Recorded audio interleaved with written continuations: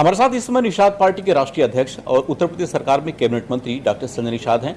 एक बड़ा कार्यक्रम आपने अभी कुछ दिन पहले गोरखपुर में कराया। इस कार्यक्रम के जरिए प्रदेश को और केंद्र को एक मैसेज भी आपने दिया। दोनों डिप्टी सीएम को आपने बुलाया, प्रदेश अध्यक्ष आए, आपके जो सहयोगी दल थे ओम प्रकाश राजभर और आशीष पटेल, ये सब आए। मुख्यमंत्री को आपने नहीं बुलाया। ये बड़ा र्यूमर है कि कहीं नाराज तो हैं आपसे मुख्यमंत्री या आपके साथ हैं, क्या है पूरा मामला? देखिए, ये बड़ा कार्यक्रम इसलिए है कि बड़ा इतिहास है इनका, और मैं जब सारे लोग अगर आए हैं तो उनके दिलों में हमारे समुदाय ने जगह बना रखी है। और भगवान राम निषाद राज के पास चल के गए थे, उसी तरीके से लोग निषाद का सम्मेलन था जो निषाद पार्टी का। और ये नहीं कहा जा सकता मुख्यमंत्री जी नाराज हैं।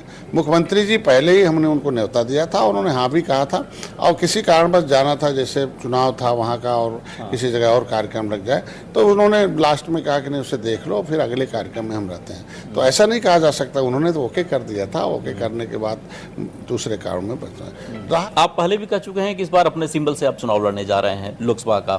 कहीं ऐसा तो नहीं, ये जो पूरा जुटान था वो केंद्र सरकार पे प्रेशर बनाने का एक पॉलिटिक्स था कि जब हम अपनी क्षमता दिखाएंगे, अपना शक्ति दिखाएंगे, बाहुबल दिखाएंगे, तो सीटों में भी इजाफा हम चाहेंगे।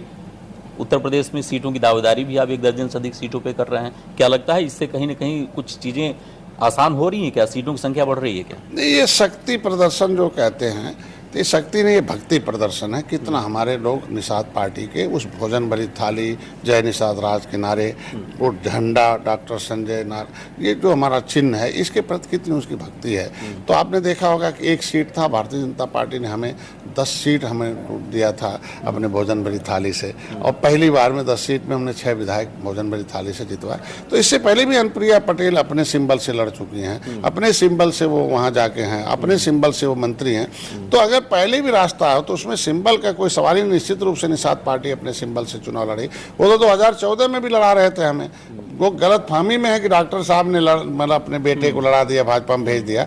हमें मिला था, और 8 सीटें अंतिम बची थी, चूंकि जो आज के दिन में विपक्षी हैं उन्हीं के साथ 2018 में था। लेकिन उन्होंने सबका टिकट दे दिया, लेकिन हमारे लोगों को टिकट निषाद पार्टी को धोखे में रखा। लास्ट में हमें 15 दिन जब रह गया, 23 दिन तो हम भाजपा के साथ गए। तो 23 दिन में जो 8 सीटें बची थी उसी में से हमें लड़ना था।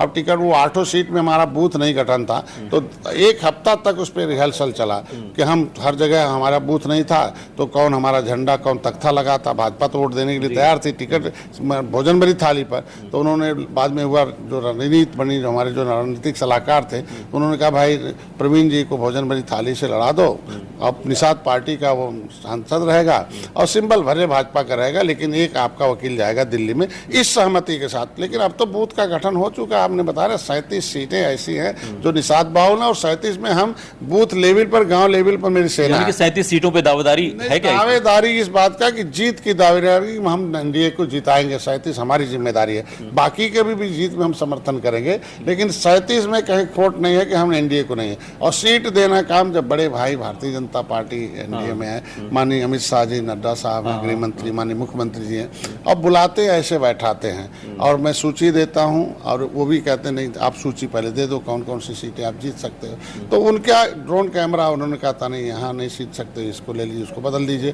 तो आराम से रणनीति के तहत हम लोग बैठकर सीट तय करते हैं और जीत तय होता है। सर, एक आरोप और आप पे लगते हैं परिवारवाद का। तो क्या इस बार के चुनाव में अगर सीटें मिलती हैं 1 से अधिक, तो परिवार के अलावा भी क्या किसी निषाद बिरादरी के व्यक्ति को आप संसद भेजना पसंद करेंगे?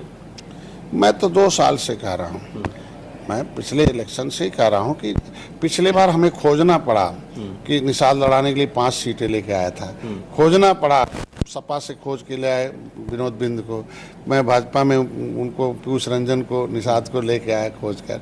हम ये जितने नेता आरोप लगा रहे हैं जो माइक लगा के, इन लोगों से भी कहा भाई आके लड़ लो, सिंबल है, कहीं लड़के जीत लो, हमारे पास सीट है। वो सीट हम सीट भी जीत की, खड्डा था, नौतनवा था, ये सब जो है, आप निषाद हो जीत जाओगे, निषाद आ जाओ, हम लड़ा देते हैं।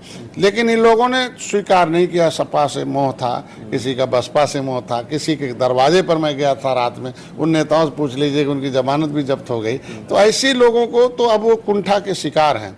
आज के दिन में मैं फिर ऐलान करता हूं, जिसे लड़ना हो आवे। प्रवीण जी को लड़ना है, इंजीनियर सरवन को लड़ना है, चाहे हमारे पार्टी के लोग 24 घंटे हमारे हैं। तो अगर जैसा अवसर आता तो मैं अपने पार्टी के लोगों को लड़ाऊंगा ना।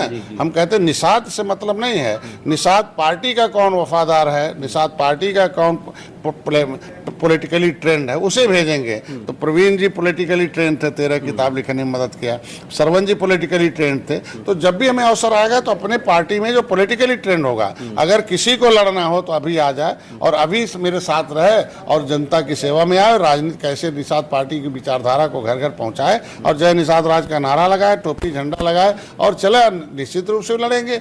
लेकिन वो अब किस फॉर्म में है, वो उनका काम है। अच्छा, 1 साल हो गया आपको मंत्री बने हुए, कई योजनाएं आपने घोषणा की, चाहे सामुदायिक भवन की बात हो, निषादों के लिए बोट योजना की बात हो, मछुआरों के लिए तमाम योजनाओं की बात हो, इंप्लीमेंट नहीं हो पा रहा है। अधिकारियों को बार बार आप चेतावनी दे रहे हैं, लेकिन अधिकारी उत्तर प्रदेश में खासतौर पे आपके विभाग में सुन नहीं रहे हैं। कमी कहाँ नजर आ रही है? देखिए, पहली बात तो एक तो हमारे यहाँ कोई निषाद, हमारे यहाँ मछुआ एक पद था और 10-10 हर जिले में विभाग में 10 मछुआ का पद लगभग था, 850 के आसपास। लेकिन उसमें बंद करके उर्दू अनुवादक भर्ती कर दिया। अब हमारा कोई निषाद है नहीं। दूसरा, हमारे बिरादरी के पास इतना ताकत नहीं है कि वो योजनाओं में पैसा लगा ले। 40% लगाना पड़ता है अपना, है 60% महिला, पुरुष है 60% महिला है। तो बड़ी योजनाएं लगाए नहीं। छोटी योजनाओं में मैं अभी कह रहा हूँ कि जब से मैं आया हूँ तो 2020, 21, 22 के जो पैसे थे, 19, 20, 21, 22 के, तो ये विभाग नहीं खर्च कर पाया था। अब वो किन कारणों से नहीं खर्च कर पाया था, तो नियम कानून है कि पहले आप खर्च कर लेंगे तब नया पैसा आपको मिलेगा। तो उसको 30% प्रगति थी, उसको हमने 80% किया, तो जाके वो पैसा मिलना शुरू हो गया। पैसा मिलने में पिछली बार मैंने 85,000 लोगों का आवेदन कराया, जैसे 15,000 लोगों को सेलेक्ट किया गया, 15 से 16। उसमें 14.5 से 16,000 के आसपास आवेदन सेलेक्ट हुए। उसमें से 14.5 से 15,000 लोगों को मछुआरों का है और उसमें 6,000 साइकिल है, 6,000 बैकयार्ड है। तो पुरुषों को 60% है, महिलाओं को 40%। तो मिला नहीं अभी तक? अब नहीं कैसे मिला नहीं? आप देखिए, आपके यही दीपक जी हैं सहजनवा के, उनको 1 करोड़ की मिल है, 40 लाख उनके हैं तैयार हो। छोटे मछुआरों, अब छोटे मछुआरों के लिए आपने देखा होगा 10 करोड़ रुपया अभी मुख्यमंत्री संपदा योजना में हमने दिया है मछुआरों को, जितने भी पट्टे धारक हैं। और पट्टा निषादों को मिलता है 1-8%, कहीं दूसरे को तो 4% मिल गया होगा, लेकिन 80% से ऊपर मछुआरे ही पट्टा पाते हैं। नीत बनाई, आज के दिन इलाज के लिए तड़प तड़प के मर जाते थे, हम ही नेताओं तमाम लोगों के पास आते थे। नीतियों की वजह से आज मोदी, योगी जी, अमित शाह जी हैं। तो इन लोगों ने जो नीत बनाई हो, कुछ हम नहीं कहते कि सब खराब नीत है, 2-4 जो अच्छी नीत बनाई है उसे बोलना जरूर चाहिए सपा और बसपा को कि बोले और उनकी नीत है, और उससे क्या होता है कि लोगों में सम्मान बढ़ता है। इस तरीके से आरोप प्रत्यारोप से बचना चाहिए। धन्यवाद। तो डॉक्टर संजय निषाद जी मान रहे हैं कि पिछली सरकारों के पास ना तो नीति थी और ना ही विकास का नियत था। यही कारण है कि पिछली सरकारें अपने कार्यकाल को दोहरा नहीं पाई और इस बार जिस तरह से लगातार तैयारी चल रही निषाद पार्टी की, सीधी तौर पर माना 2024 के चुनाव में बीजेपी एक बार फिर से केंद्र में मोदी के नेतृत्व में सरकार बनाने जा रही है और उसमें एक अहम भूमिका निषाद पार्टी अदा करने जा रही है। दीपक श्रीवास्तव, हिंदी खबर, गोरखपुर।